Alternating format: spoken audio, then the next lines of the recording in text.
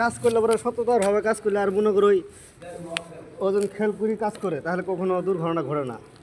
মানুষের দুর্ঘটনা কখনো নিজে ইচ্ছা আইনে করে কেউ কেউ নিজে যে কী হবো হ্যাজ গাড়ি করে হ্যাজ গাড়ি করে অহন কয় কি কলে এটা আল্লাহ তালা আসিল মানে হ্যাজ গাড়িতে করলে শয়তানে পাল্লাই করে এটা খেয়াল করলো না। নিজের অনুভবটা যখন প্রথম শুরুতে যখন আমার কাছে একটা অনুভব হবো এটা করলে আমার ঠিক হবো তাহলে ওটাই করতে হবে।